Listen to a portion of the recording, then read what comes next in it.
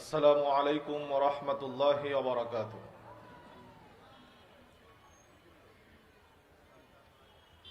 আলহামদুলিল্লাহি রাব্বিল আলামিন ওয়াল আকিবাতু লিল মুত্তাকিন ওয়ালা উদওয়ানা ইল্লা আলাজ জালিমিন ওয়াস সালাতু ওয়াস সালামু আলা আশরাফিল আমবিয়াই ওয়া খাতিমিল মুরসালিন ওয়া আলা আলিহি ওয়া আসহাবিহিল গুররিল মায়ামিন ومن تبعهم بإحسان إلى يوم الدين أما بعد فأعوذ بالله من الشيطان الرجيم وقل جاء الحق وزهق الباطل إن الباطل كان زهوقا।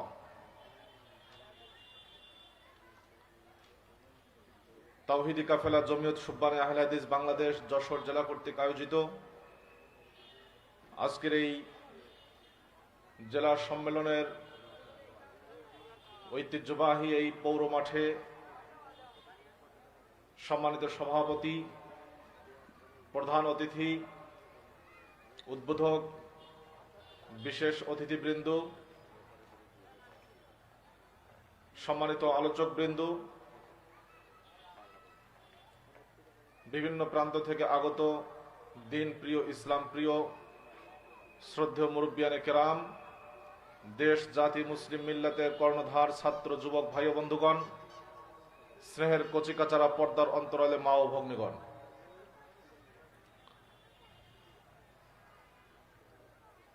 আমি শুরুতেই সবিনয় অনুরোধ করছি, যারা এই প্যান্ডেলের বাইরে এখনো ঘোরাফেরা করছেন, এখনো আসতে পারেননি বা আসার ইচ্ছা পোষণ করেছেন, এখনো আসেননি, অতি দ্রুত আপনারা এই মাহফিলের মঞ্চে আসুন। আজকের এই মাহফিলে দেশ বরেণ্য খ্যাতিমান ওলামায়ে কেরাম গুরুত্বপূর্ণ ভাষণ প্রদান করবেন, বক্তব্য দিবেন। কোরআন এবং সুন্নাহ থেকে আপনারা উপকৃত হবেন। আপনাদের পরিবারে ইসলাম প্রচারের জন্য খোরাক পাবেন। নির্ভেজাল, খাঁটি, পিওর কোরআন এবং সুন্নাহর মণিমুক্তা ঝরানো বক্তৃতামালা আজকের অনুষ্ঠানে হবে বলে আমরা আশা করছি। এজন্য যারা যেখানে আছেন দ্রুত এই প্যান্ডেলে এসে বসে পড়ুন। আল্লাহ তাআলা আমাদের সবাইকে তার দ্বীনের জন্য কবুল করে নেন, বলেন আমিন। সম্মানিত উপস্থিতি, সম্মানিত যশোরবাসী, প্রিয় মুসলিম ভাই ও বন্ধুগণ, আমরা বর্তমান যে সময় অতিক্রম করছি, একটি জটিল এবং মিশ্র সময়, যে সময়ে ইসলাম নিয়ে মানুষের যে আগ্রহ সেটা যেমন বৃদ্ধি পাচ্ছে, অনেক অমুসলিম কান্ট্রিগুলোতে ইসলাম এবং মুসলমানের সংখ্যা বৃদ্ধি পাচ্ছে, অনেক অমুসলিম গবেষণা করে, লেখাপড়া করে ইসলাম ধর্ম গ্রহণ করছে। ঠিক অন্যদিকে মুসলিম পরিবারের অনেক সন্তান সঠিক দ্বীনের শিক্ষা না পাওয়ার কারণে, সঠিক তারবিয়াত এবং তালিম না পাওয়ার কারণে, সঠিক শিক্ষা ব্যবস্থায় গড়ে না ওঠার কারণে তারা ইসলাম থেকে বিমুখ হচ্ছে।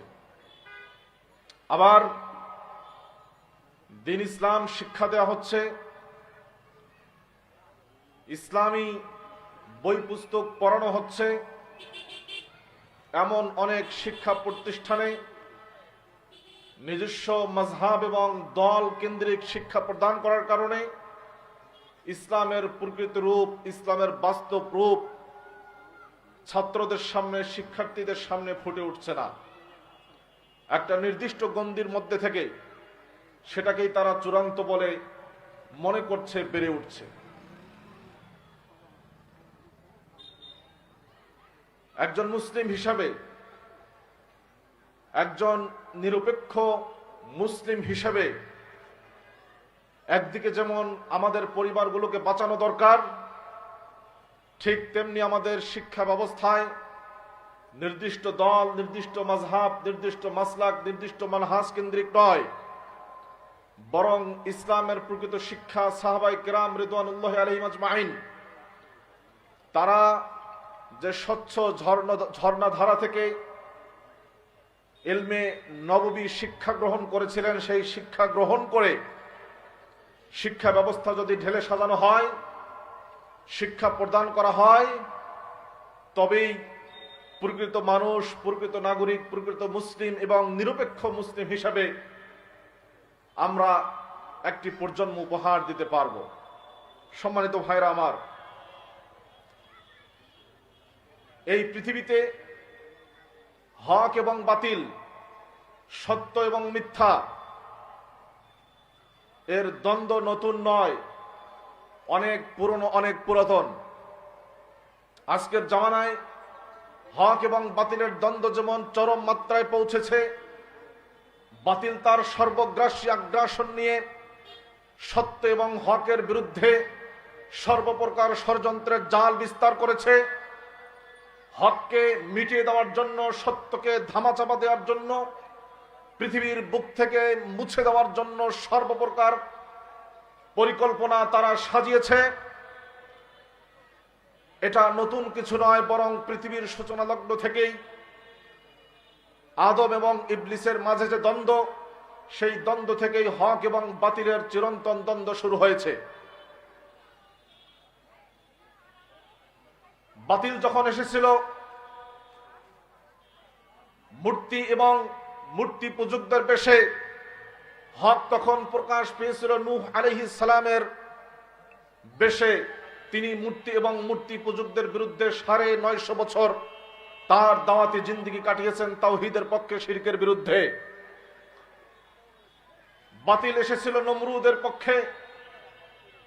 নমরুদ এবং তার অনুসারীদের রূপ ধারণ করে হক প্রকাশ পেয়েছিল খলিলুল্লাহ ইব্রাহিম আলাইহিস সালামের রূপ ধারণ করে।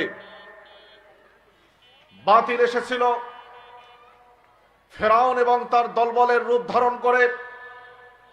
হক এবং সত্য প্রকাশ পেয়েছে আল্লাহর নবী কালিমুল্লাহ মুসা আলাইহিস সালামের রূপ ধারণ করে। বাতিল এসেছিল আবু জাহাল, আবু লাহাব, উতবা, সাইবার রূপ ধারণ করে। হক প্রকাশ পেয়েছে বিশ্বনবী মহানবী মুহাম্মদুর রাসূলুল্লাহ সাল্লাল্লাহু আলাইহি সাল্লামের রূপ ধারণ করে।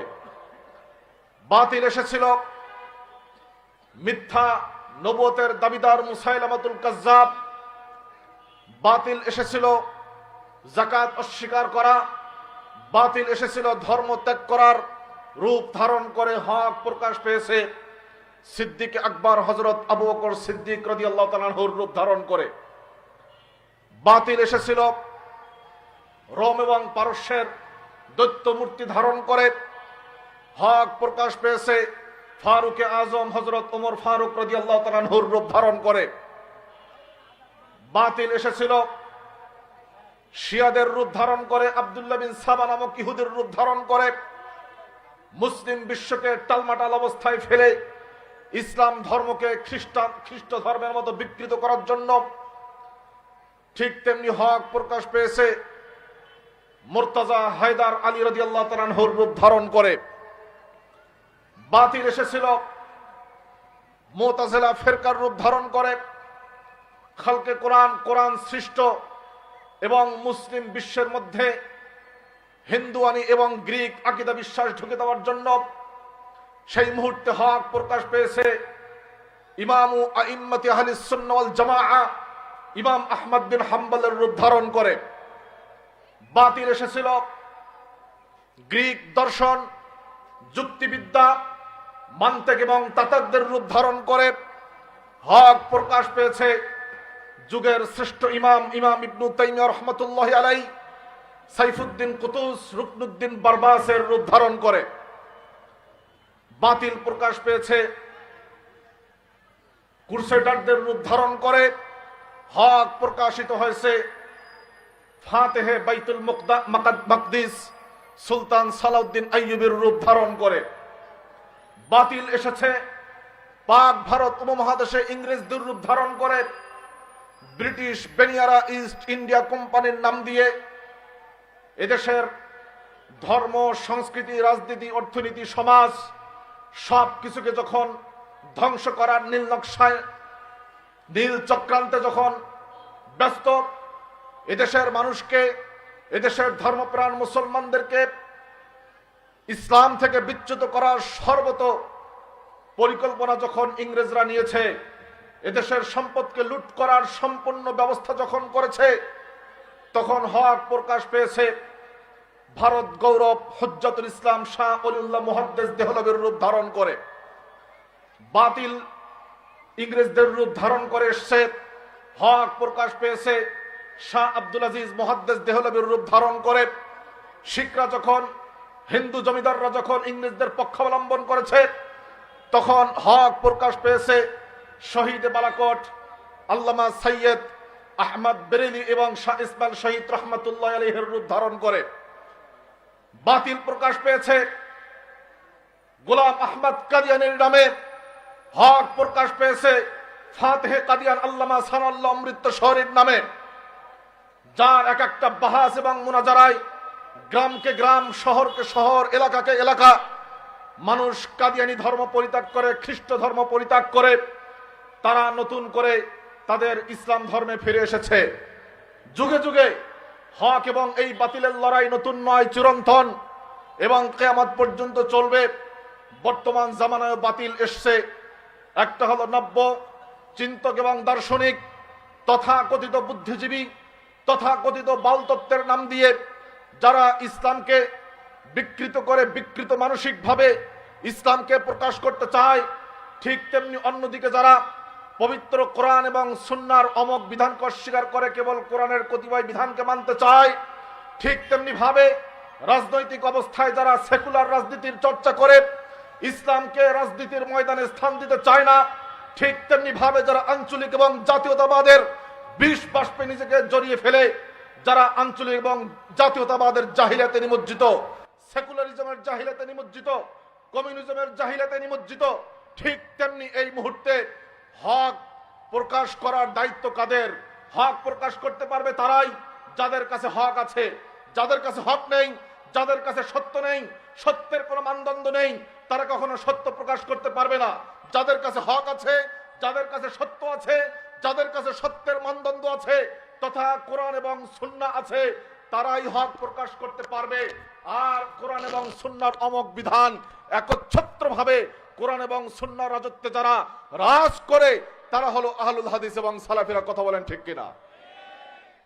কাজেই আমাদের দাওয়াত, আমাদের আহ্বান নির্দিষ্ট কতিপয় মাসআলার নাম নয়।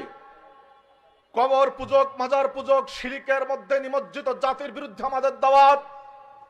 যে দাওয়াত আম্বিয়া কিরাম দিয়েছেন, ওয়ালাকাদ বাআসনা ফি কুল্লি উম্মাতির রাসূলা আনি আবুদুল্লাহ ওয়াজতানিবুত তাগুত। সমস্ত নবী এবং রাসূলের দাওয়াত ছিল মূর্তি পূজা, শিরককে বাদ দিয়ে মানুষকে মানুষের গোলামি থেকে মুক্ত করে এক আল্লাহর গোলামে রূপান্তর করা। যে কথা বলেছিলেন রিবিআ বিন আমির রাদিয়াল্লাহু তাআলা আনহু 14 হিজরিতে কাদেসিয়ার যুদ্ধে যখন মুসলমানদের পক্ষে সেনাপতি ছিলেন হযরত সাদ বিন আবি ওয়াক্কাস রাদিয়াল্লাহু তাআলা আনহু, ইরানের অগ্নিপূজক পারসিক সাসানীয় সাম্রাজ্যের সেনাপতি ছিলেন মুহাবির রুস্তম। নিয়ম অনুযায়ী অমুসলিমদের নিকটে যুদ্ধের শুরু করার আগে তাদের নিকট দাওয়াত পেশ করতে হয়। তারা যদি ইসলাম গ্রহণ করে তাহলে আর যুদ্ধ নাই, ইসলাম যদি গ্রহণ না করে তাহলে জিজিয়া ট্যাক্স দিয়ে থাকতে হবে, তাও যদি না দেয় তাহলে চূড়ান্ত মুহূর্ত যুদ্ধ। সেই নিয়ম অনুযায়ী সাদ বিন আবি ওয়াক্কাস রাদিয়াল্লাহু তাআলা আনহু রিবিআ বিন আমিরকে পাঠালেন, যাও রুস্তমের নিকটে ইসলামের দাওয়াত দিয়ে আসো। মহাবীর রুস্তমের চাকচিক্যময় জাকজমক তার দরবারে রিবিআ বিন আমির একাই, আর কোনো কাউকে নেন নাই, একাই গিয়েছেন। কি দুঃসাহসিক সাহাবী ছিলেন, কেমন তেজস্বী সাহাবী ছিলেন।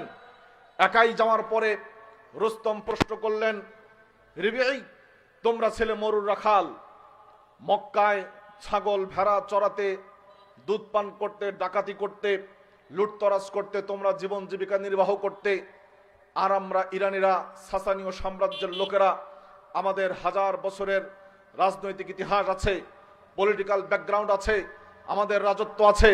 তোমরা কেন মক্কার সেই সুন্দর জীবন থেকে ঝামেলা মুক্ত জীবনকে পরিত্যাগ করে কেন তোমরা এই দুর্দেশে এসছো? দেশ দখল করার জন্য, সম্পদের জন্য, লুট করার জন্য, ক্ষমতার জন্য, গনিমতের জন্য, না কিসের জন্য? রবিঈ নামের মহাবীর রুস্তমের চোখে চোখ রেখে কথা বললেন রুস্তম, আমরা আপনার দেশ দখল করার জন্য আসি নাই, ইরান সাম্রাজ্যের সম্পদ লুট করার জন্য আসি নাই, ক্ষমতা দখলের জন্য আসি নাই, হীরা মানিক জহরত নেওয়ার জন্য আসি নাই। আমরা এসছি, মক্কা থেকে আমরা বের হয়েছি, 1000 কিলোমিটার মরুভূমির পথ পাড়ি দিয়ে তোমার এখানে এসছি। লিনুখরিজাল ইবাদ মিন ইবাদাতিল ইবাদ ইলা ইবাদাতি রাব্বিল ইবাদ। গোটা দুনিয়ার মানুষ আজকে মানুষের গোলামি করে, মানুষকে পূজা করে, মানুষের নিকটে সন্তান চায়, মানুষের নিকটে ক্ষমতা চায়, মানুষের নিকটে রিজিক চায়, মানুষকে পূজা করে, অর্চনা করে, ইবাদত করে। আমরা চাই গোটা বিশ্ব মানবতাকে মানুষের ইবাদত থেকে বের করে এক আল্লাহর দাস করতে। অমিন যুলুমাতিল জাহলি ইলা নূরিল ইলমি। আজকে গোটা দুনিয়া অজ্ঞতার অন্ধকারে নিমজ্জিত। আমরা ওহীভিত্তিক যে জ্ঞান, আল্লাহ প্রদত্ত যে জ্ঞান, বিশ্বনবীর মুখ নিঃসৃত যে বাণী, সেই ওহীর জ্ঞানে আমরা আলোকিত করতে চাই। অমিন সাআতিদ দুনিয়া ইলা অমিন দাইকিদ দুনিয়া ইলা সাআতিল আখিরা। দুনিয়ার সংকীর্ণ জীবন থেকে বের করে পরকালের অনাবিল অসীম সুখ এবং শান্তির দিকে আমরা তাদেরকে নিয়ে যেতে চাই। কাজেই এটাই হলো আহলুল হাদিসদের দাওয়াত। দুনিয়ার কোনো ক্ষমতার জন্য নয়, দুনিয়ার কোনো নেতৃত্বের জন্য নয়, দুনিয়ার কোনো পদ পদবীর জন্য নয়, দুনিয়ার কোনো সম্পদের জন্য নয়, দুনিয়ার কোনো দেশ দখলের জন্য নয়, দুনিয়ার কোনো নেতৃত্ব কেড়ে নেওয়ার জন্য নয়, বরং আমাদের দাওয়াত হবে এক আল্লাহর ইবাদতে মানুষকে ইবাদত বন্দেগী করানোর জন্য। আজকে পীর এবং মাজারের নামে, মূর্তি এবং দেবতার নামে যে হাজার হাজার খানকা, দরগা, পীর এবং মাজারের আস্তানা গড়ে উঠেছে, মানুষ হয়ে মানুষের যেভাবে গোলামি করছে, মানুষ হয়ে মানুষের পকেট কাটছে, যেভাবে করে এক একজন পীর এবং ব্রাহ্মণ তারা যেভাবে করে নিজের সম্পদের পাহাড় জমিয়েছে মানুষের পকেট কেটে, আমরা এই অর্থনৈতিক শোষণ থেকে মানুষকে মুক্ত করতে চাই, তাওহীদের আলোয় আলোকিত করতে চাই। এটাই হলো আহলুল হাদিসদের দাওয়াত। আমরা চাই বিদআতের নামে যে গোটা জাতিতে ছয়লাভ, নামাজের মসজিদের মেম্বার থেকে শুরু করে নিয়ে সর্বত্র যে বিদআতের ছয়লাভ, এই ছয়লাভ থেকে মানুষকে মুক্তি দিয়ে সুন্নাতের আলোয় উদ্ভাসিত করতে চাই। আমরা চাই ধর্মীয় জাহেলিয়াত, রাজনৈতিক জাহেলিয়াত, যে গোটা জাতি নিমজ্জিত, গোটা জাতি জাহিলিয়াতের জন্য যুদ্ধ করছে, জীবন দিচ্ছে, জেল খাচ্ছে, নিজের সর্বস্ব উজাড় করছে, আর মনে করছে এটাই সঠিক, এটাই চূড়ান্ত পন্থা। মানুষের এই ধ্যান ধারণা, আকীদা, বিশ্বাসকে পরিবর্তন করাই হলো আহলুল হাদিসদের অন্যতম পলিসি, অন্যতম কর্মনীতি। ভাইরা আমার, যুবক ভাইরা আমার, 1945 সালে জাতিসংঘ প্রতিষ্ঠিত হয়, ইউনাইটেড নেশন। 1945 সালে জাতিসংঘ প্রতিষ্ঠা হওয়ার পরে এক এক করে মুসলিম দেশগুলো স্বাধীনতা লাভ করতে থাকে। 1946 সালে ফিলিপাইন স্বাধীনতা লাভ করে, 1947 সালে পাক ভারত উপমহাদেশ থেকে ব্রিটিশরা চলে যায়। 1956 সালে মরক্কো, তিউনিসিয়া, আলজেরিয়া, লিবিয়া ফ্রান্সের হাত থেকে স্বাধীনতা লাভ করে। এক একটা দেশ স্বাধীনতা লাভ করে 1945 সালে জাতিসংঘ প্রতিষ্ঠা লাভ করার পরে। এই সুবাদে আরো একটা কথা বলে রাখা উচিত, সেটা হলো এই, আজকের যে ফিলিপাইন, এশিয়া মহাদেশে দুইটি দেশ খ্রিস্টান দেশ রাষ্ট্রীয়ভাবে, একটি হলো পূর্ব তিমুর, আরেকটি হলো ফিলিপাইন। অথচ এই ফিলিপাইন একটা সময় মুসলিম রাষ্ট্র ছিল। এই ফিলিপাইন একটি সময় সুলাইমানিয়া রাজত্ব ছিল পুরো ফিলিপাইনে।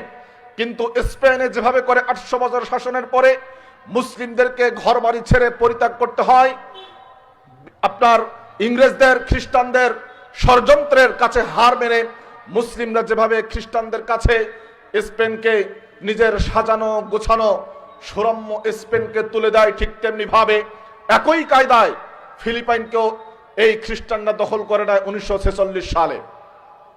আজকের যে থাইল্যান্ড, বড় লোকেরা ঘুরতে যায় থাইল্যান্ডে, থাইল্যান্ডের পাতায়া নগরী ছিল পাত্তানি সাম্রাজ্য, মুসলিম সাম্রাজ্য, হারিয়ে গেছে।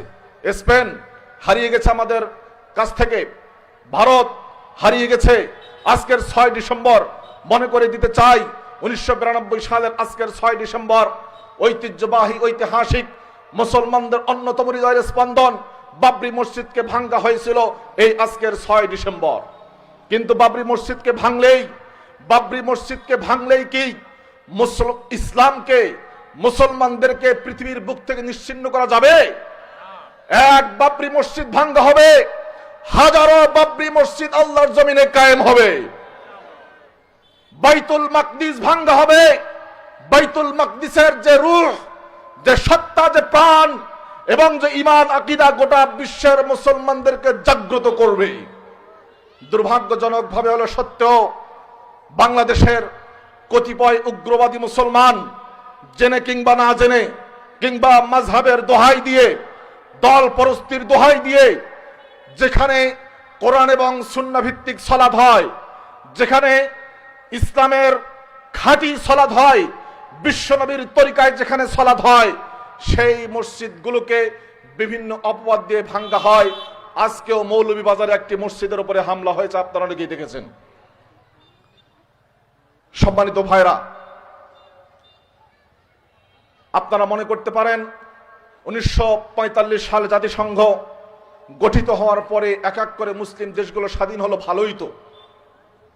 যখন মুসলিম দেশগুলো অন্য দেশগুলোর আওতাধীনে ছিল, তো এখন স্বাধীন হচ্ছে, সমস্যাটা কোথায়? এটা তো ভালোই। জি না, ভালো না। কেন ভালো নয়?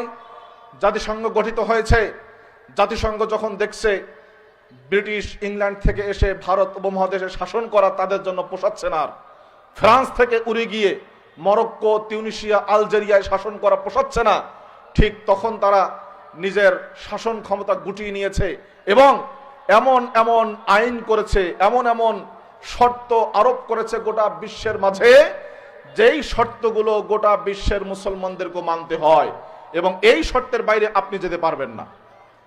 আজকে তারা গণতন্ত্রের কথা বলে, আমেরিকা গণতন্ত্রের কথা বলে, গণতন্ত্রের মূল থিওরি হলো মেজরিটি মাস্ট বি গ্রান্টেড, অধিকাংশ যেদিকে ভোট দিবে, মত দিবে, সেটাই গ্রহণযোগ্য হওয়ার কথা।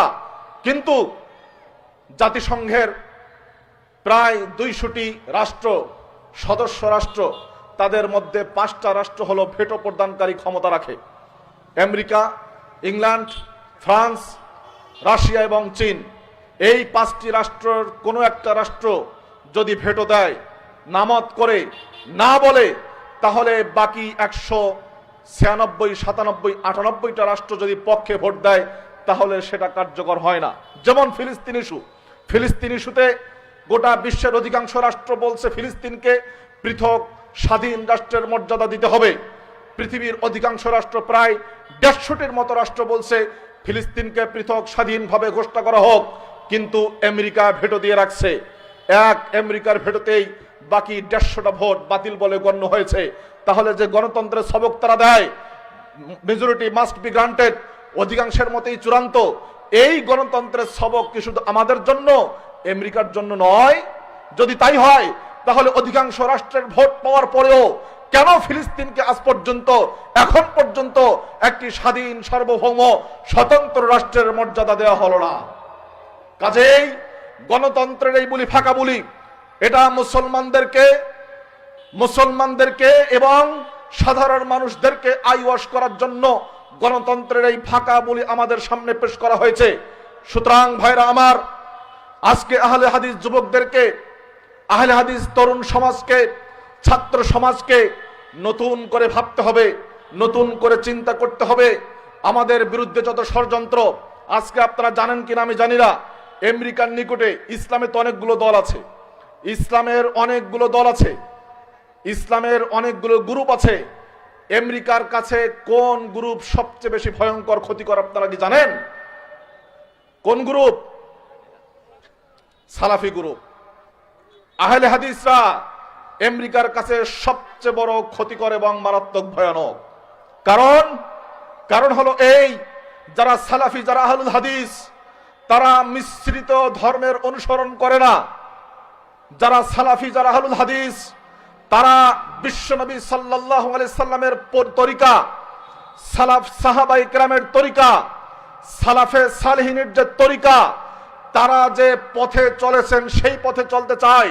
যে কথাটা বিশ্বনবী বলেছেন, তারাকতুকুম আলাল মাহাজ্জাতিল বাইদা লাইলুহা কানাহারিহা লা ইয়াজিগু আনহা ইল্লা হালিক। আমি তোমাদেরকে একটা স্পষ্ট দিনের মতো, উজ্জ্বল দিনের মতো তরিকায়, পথের উপরে রেখে গেলাম। এর মধ্যে কোনো ঝামেলা নেই, অস্পষ্টতা নেই, কোনো ধরনের সন্দেহের অবকাশ নেই। এই পথ থেকে বিচ্যুত হতে পারে ওই ব্যক্তি, যে ব্যক্তি পথভ্রষ্ট। সাহাবাই কেরামের যে পথ, সাহাবাই কেরামের যে তরিকা, যে নীতি এবং আদর্শ, সেই আদর্শেই আহলুল হাদিসরা চলতে চায়। এই জন্যই আমেরিকার সবচেয়ে বড় শত্রু হলো সালাফিরা। আমেরিকার সবচেয়ে নাম্বার 1 লিস্টেড যারা, তারা হলো আহলুল হাদিসরা। আমার ভাইরা, আপনারা ব্রিটিশ আমলের কাহিনীও পড়ে থাকবেন। যখন এদেশে ইংরেজ বেনিয়ারা শাসন করত, তখন ব্রিটিশদের নিকটে সবচেয়ে বড় ক্ষতিকর, সবচেয়ে বড় মারাত্মক ভয়ানক শত্রু কারা ছিল? আহলুল হাদিসরা। কারা ছিল? আহলুল হাদিসরা। তাদের আহলে হাদিস অথবা ওয়াহাবি যদি কেউ পাওয়া যায়, যেখানেই পাওয়া যাবে ওয়াহাবিকে, তাকেই গ্রেপ্তার করা হবে। এটা ব্রিটিশদের সাধারণ নিয়ম ছিল, একেবারেই সাধারণ নিয়ম। এমনকি শাইখুল কুলফিল কুল, শাইখুল আরব আল আজম মিয়া মোহাম্মদ নাজির হোসেন দেহলভী রহমতুল্লাহ আলাই, ৮০,০০০ ছাত্র, যার পুরো পাক ভারত উপমহাদেশে আহলে হাদিস মাসলাককে ছড়িয়ে দিয়েছে, তার বাসায় একটা বই পাওয়া গেল। সেই বইটা একটা হলো উসুলে হাদিস, এলমে হাদিসের একটি বই, নুখবাতুল ফিকার। এই বইটা পাওয়া যাওয়ার অপরাধে তাকে পুলিশ গ্রেপ্তার করলো।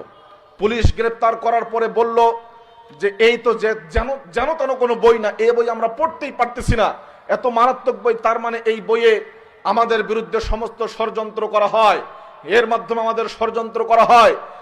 এই রিপোর্ট যখন পেশ করা হলো, মিয়া নাজির হোসেন দেহলভী কোর্টে দাঁড়িয়ে জজ সাহেবকে বললেন, জজ সাহেব, আপনি এমন উকিল নিযুক্ত করছেন আপনারা আমার বিরুদ্ধে, যে এই বইটাই পড়তে পারে না। এই বইটা তো কোনো ষড়যন্ত্রের বই না, এটা হলো হাদিসের জ্ঞানমূলক একটা বই, হাদিসের নীতিশাস্ত্রমূলক একটা বই।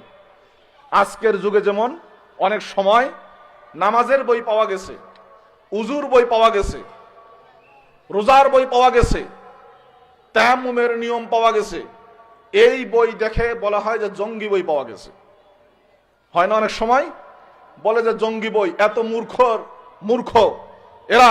ঠিক একই কায়দায় ব্রিটিশ আমলেও মিয়া নজির হোসেন দেহলভীকে, হাদিস শাস্ত্রের একটা বইকে তারা বলছে এটা জঙ্গি বই।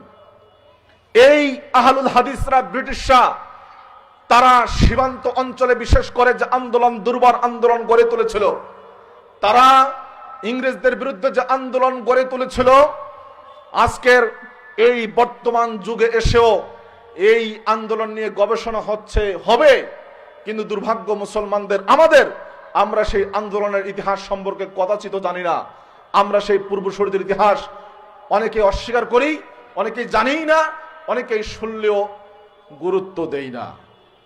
কিন্তু আমাদের পূর্বপুরুষরাই ইংরেজ খেদাও আন্দোলনের সবচেয়ে কার্যকরী ভূমিকা পালন করেছিলেন, যার ফলশ্রুতিতে আপনাদের এই অঞ্চলের শরীয়তপুর, ফরিদপুর, এই অঞ্চলের বিখ্যাত আলেম হাজী শরীয়তুল্লাহ, নাম শুনছেন না? হাজী শরীয়তুল্লাহ, যার নামে শরীয়তপুর নামকরণ করা হয়েছে। হাজী শরীয়তুল্লাহ, তিনি ছিলেন হানাফি মাযহাবের একজন আলেম। তিনি যখন সৌদি আরব গেলেন হজ করার জন্য, হজ করার সময় গিয়ে সেখানে দুইজন আলেমের সাক্ষাৎ পান। একজন হলেন সৈয়দ আহমদ বেরেলি, যিনি বালাকোটের জিহাদের মূল নায়ক ছিলেন, আমির শরীয়ত।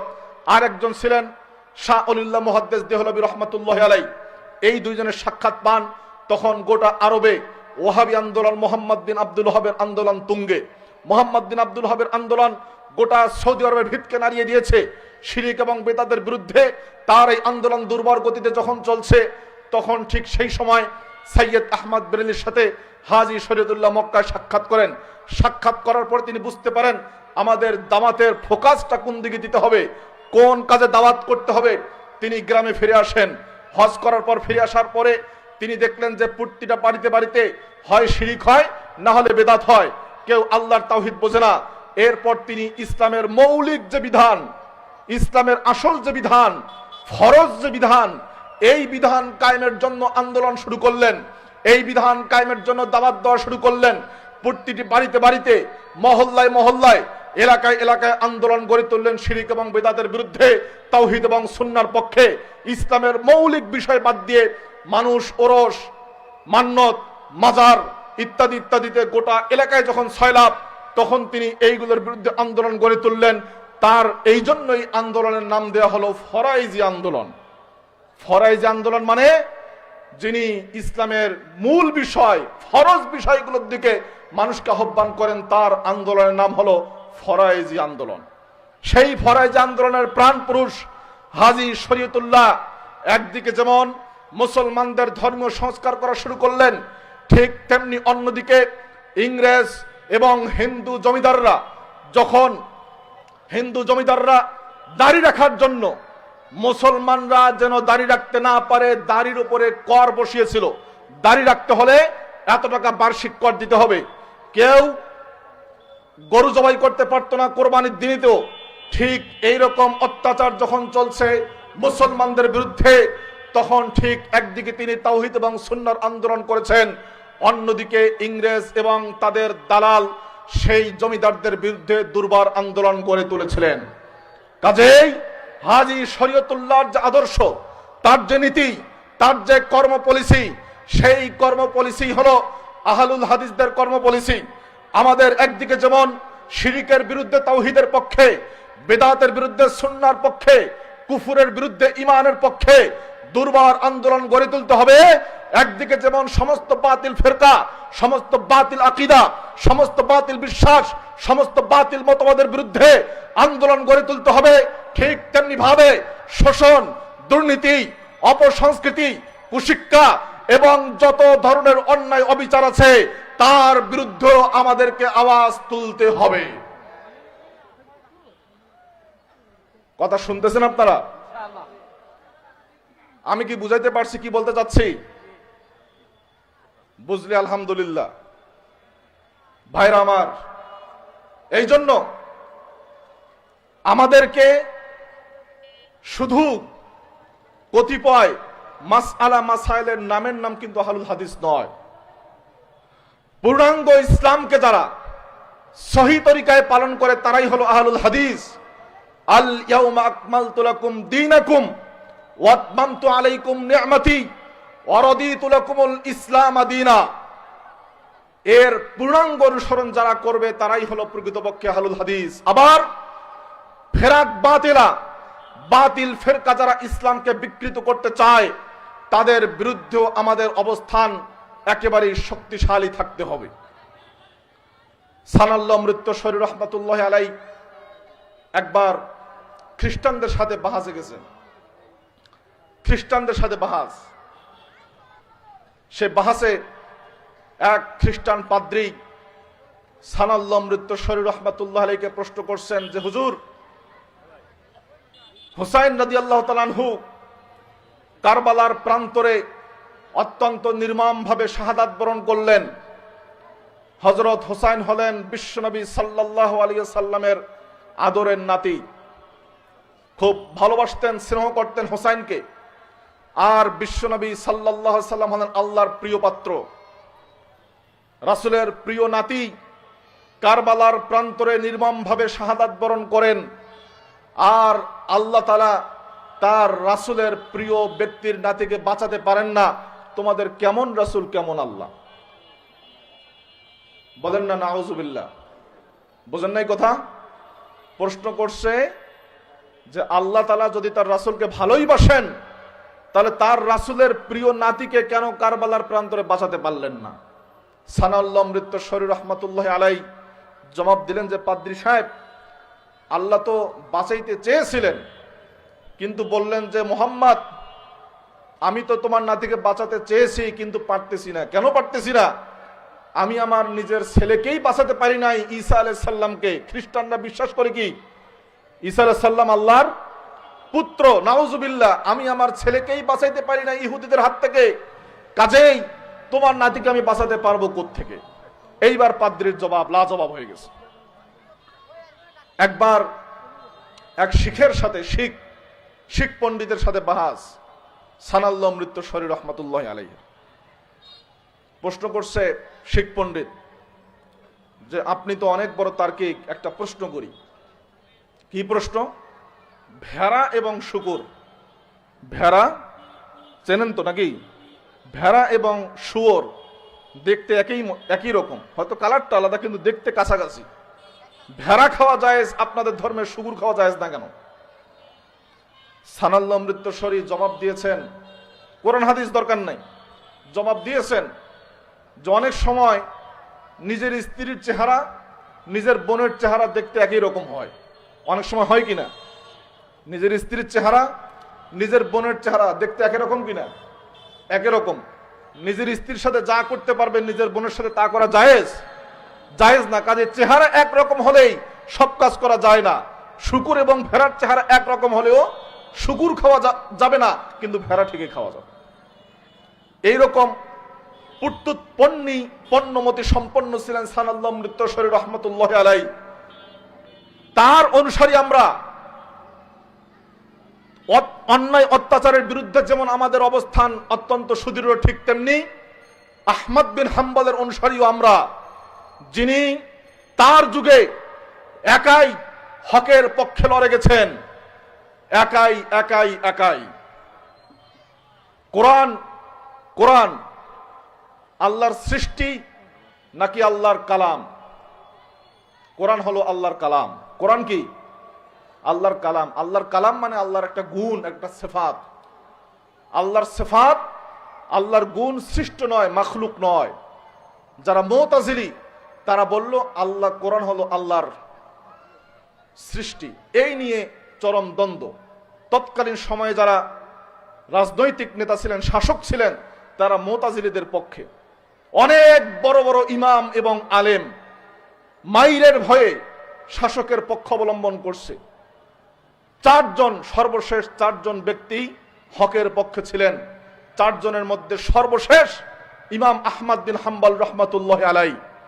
তাকে যখন নিয়ে যাওয়া হচ্ছিল দামেস্ক থেকে বাগদাদের পথে খলিফা মামুনের দরবারে, খলিফা মামুন ছিলেন মুতাজিলিদের পক্ষে, অর্থাৎ কোরআন সৃষ্ট এই পক্ষে, আহলুস সুন্নাহ ওয়াল জামাতের বিরুদ্ধে। প্রতিমধ্যে আহমদ বিন হাম্বল দোয়া করলেন, আল্লাহ, আমি খলিফার মুখোমুখি হতে চাই না, আমি খলিফার যেন মুখোমুখি না হই, আপনি সেই ব্যবস্থা করেন। যাওয়া হচ্ছিল ইমাম আহমদ বিন হাম্বলকে, প্রতিমধ্যেই সংবাদ আসলো খলিফা ইতোমধ্যেই মৃত্যুবরণ করেছেন। একজন আলেমের দোয়া নগদ আল্লাহ তাআলা কবুল করেছেন। ইমাম আহমদ বিন হাম্বলকে আর খলিফার সামনে মুখোমুখি হতে হয় নাই। ভাইরা আমার, এই জন্য জেল, জুলুম, নির্যাতন, ফাঁসিকাষ্ঠ যাই হোক না কেন, আমাদের পূর্বসূরীরা যে রক্তমাখা ইতিহাস আমাদেরকে উপহার দিয়েছেন, ন্যায়ের পক্ষে, হকের পক্ষে, সত্যের পক্ষে অবিচল থাকার যে দৃঢ় শিক্ষা তারা আমাদের সামনে পেশ করেছেন, এই পথ থেকে দুনিয়াবি কোনো লোভে, বৈষয়িক কোনো স্বার্থের জন্য, দুনিয়ার কোনো নেতৃত্ব এবং পদ পদবীর জন্য, দুনিয়ার কোনো অর্থ মোহ বৃত্তের জন্য, কিংবা কোনো ভয় এবং আতঙ্কের জন্য এক চুল পর্যন্ত আমরা হকের পথ থেকে বিচ্যুত হব না। এটাই হলো আহলুল হাদিসদের নীতি। কথা বলেন ঠিক কিনা? এই নীতি যদি আপনারা অটল থাকতে পারেন, এই নীতির উপর যদি আপনারা অবিচল থাকতে পারেন, পাহাড় সম দৃঢ়তা যদি নিয়ে আসতে পারেন, তবেই সারা বিশ্ব আপনাদের পদচুম্বন করবে। দুনিয়াতে স্মরণীয় হয়ে থাকবেন ইমাম আহমদ বিন হাম্বল, ইমাম ইবনু তাইমিয়া, জীবনের বেশিরভাগ সময় জেলখানায় কাটিয়েছেন হকের পক্ষে কথা বলার জন্য। ইমাম আহমদ বিন হাম্বল হকের পক্ষে কথা বলার জন্য কালাপানির আন্দামানে আহলে হাদিস আলেমদেরকে দিয়ে ভর্তি করা হয়েছিল ইংরেজ বিরোধী কথা বলার জন্য, কিন্তু হকের পথ থেকে একচুল পর্যন্ত তারা বিচ্যুত হন নাই। হক হক, সত্য সত্য, কুল জা আল হক ওয়া যাহাকাল বাতিল ইন্নাল বাতিলা কানা যাহুকা। সত্য সমাগত, মিথ্যা পরাজিত, মিথ্যা পরাজিত হওয়ার মতোই। কাজেই সত্যের পথে অবিচল থাকুন, দৃঢ় থাকুন। খাব্বাব বিন আরাত রাদিয়াল্লাহু তাআলা আনহু যে কবিতা গুচ্ছ উচ্চারণ করেছেন, সেই কবিতা গুচ্ছ আপনাদের বারবার আমি মনে করে দিতে চাই। ফালাস্তু উবালি হিনা উক্তালু মুসলিমান আলা আই জামবিন কানা লিল্লাহি মাসরাই ওয়া যালিকা ফি যাতিল ইলাহি ইয়াশা ইউবারিক ফি আওসালি শিলবিন মুমাজ্জাই।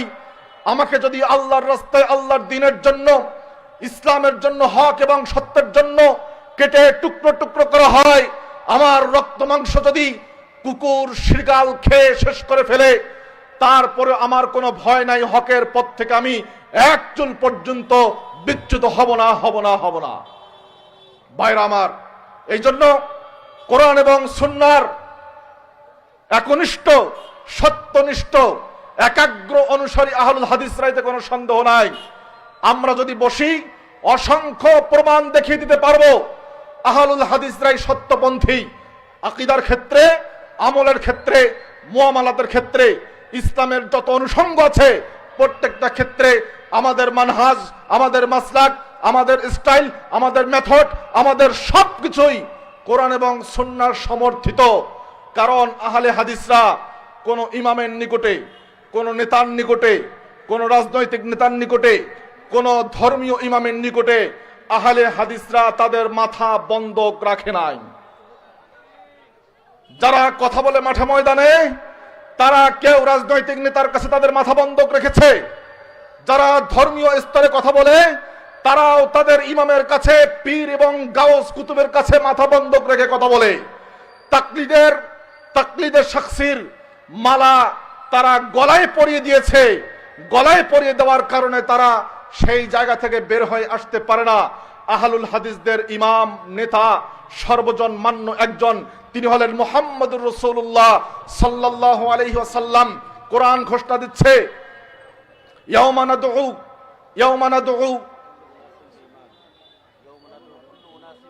নাদউ কুল্লা উনাসিম বিইমামিহিম।